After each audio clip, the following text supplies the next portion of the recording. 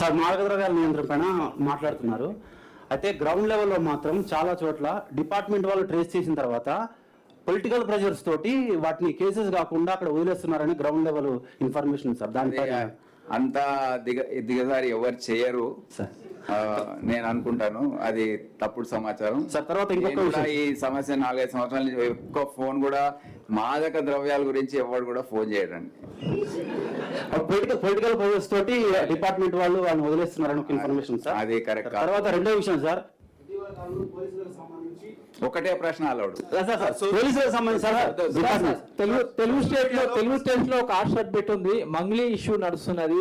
సిఐడిలో 62 కేసులు ఉన్నాయి. అటు హైదరాబాద్ లో ఉన్నాయి, సైబరాబాద్ లో ఉన్నాయి. దీనికి సంబంధించి అసలు మనం ఏం చేయబోతున్నాం? ఎందుకంటే మంగ్లీ అంటే ఒక సీరియస్ ఇష్యూ కాదని వదిలిపెడుతున్నారు, కానీ కొన్ని వందల మంది రోడ్ల మీదకి వస్తున్నారు. What is the strategy? అది దాని గురించి నాకు పూర్తి సమాచారం లేదు. సిఐడి డీజీ ఇక్కడనే ఉన్నారు. నేను త్వరలో దాన్ని సమీక్షించి మళ్ళీ ముందుకు ఏ విధంగా వెళ్ళాలో నేను సార్ సోషల్ మీడియాలో ప్రశ్నిస్తేనే కేసులు, ట్వీట్ చేస్తేనే రిట్వీట్ చేస్తేనే కేసులు పెట్టిన సందర్భాలు ఉన్నాయి. అయితే ఉన్నాయి సార్. సుప్రీంకోర్టు స్ట్రిక్ట్ గా గైడ్ లైన్స్ ఇచ్చింది. నల్లబాలు వర్సెస్ స్టేట్ తెలంగాణ. దీనికి సంబంధించి కర్ణాటక కూడా సుప్రీంకోర్టు మార్గదర్శకాలని అమలు చేస్తుంది, కానీ తెలంగాణ అమలు చేయడం లేదు. దీని గురించి అమలు చేస్తాము, దాంట్లో ఏముంది సార్? భవిష్యత్తులో అవకాశం ఉందా సార్? ఇప్పుడు నేను ఆల్రెడీ చెప్పాను, ఎక్కడైతే శృతి మించుతుందో అప్పుడే మేము పిక్చర్లోకి వస్తామండి. మీరు ఇష్టం వచ్చినట్టు బూతులు మాట్లాడి అప్పుడు కూడా ఏం చర్య తీసుకో. మీ పైన వచ్చినప్పుడు కూడా మీరు కంప్లైంట్ ఇస్తే తప్పకుండా స్పందిస్తాం. నా మీద వచ్చినప్పుడు కూడా నేను చేయాలి కదా. ఇది వ్యక్తిగత స్వేచ్ఛకు భంగం కలిగించే విధంగా ఉంటుంది, ప్రైవసీకి. అది మన రాజ్యాంగంలోనే ఉంది. సో తప్పకుండా మీరు ఎటువంటి అనుమానాలు పెట్టుకోవద్దు. మా రియాక్షన్స్ అన్నీ కూడా మీరు చూస్తారు ఏ విధంగా ఉంటాయో. It will be very reasonable. And మీరు కూడా ఆ వీడియోస్ చూసినప్పుడు మీకు అనిపిస్తుంది అవును దీంట్లో యాక్షన్ తీసుకోవాలని. సార్ రాష్ట్రంలో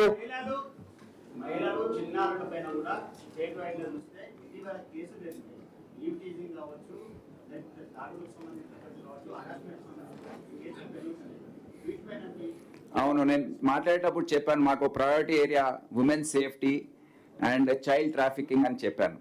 సో దాంట్లోనే ఎందుకు అంటే మా ఆఫీసర్స్ కూడా ఆ అభిప్రాయం తెలియజేశారు. కొద్దిగా ఈ మహిళల భద్రత చర్యలు ఏవైతే ఉన్నాయో దాన్ని ఇంకా సమీక్షించి ఇంకేమైనా చర్యలు కొద్దిగా తీసుకునే అవసరం ఉంది అని కూడా తెలియజేయడం జరిగింది. అదే కాకుండా ఈ ఆర్గనైజ్ క్రైమ్గా మారిన చైల్డ్ ట్రాఫికింగ్, ఉమెన్ ట్రాఫికింగ్ దానిపైన కూడా దీనికి రెండిటికి సంబంధం ఉంది.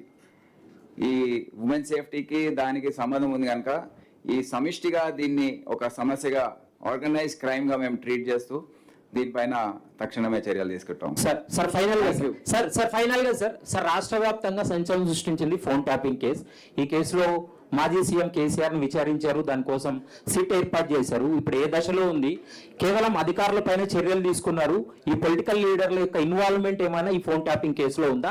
వాటికి సంబంధించి నేను సిపిగా ఉన్నప్పుడు 7 నెలల ముందు అప్పటి వరకు ఏం జరిగిందో నాకు తెలుసు. ఇప్పుడు గత ఒక సిట్ కూడా ఏర్పాటు చేసి సిపి హైదరాబాద్ గారు ఇక్కడే ఉన్నారు. అయితే దాదాపుగా పూర్తయినట్టు అనిపిస్తుంది. తొందరలో దాన్ని పూర్తి చేసి నేను ఒకసారి సమీక్షిస్తాను. సమీక్షించి we will take the further action in that. ఫైనల్గా ఛార్జ్ షీట్ వేసేది ఉంటుంది, సెకండ్ ఛార్జ్ షీట్. అది తొందరలో వేసే విధంగా చర్యలు తీసుకుంటాం. Thank you.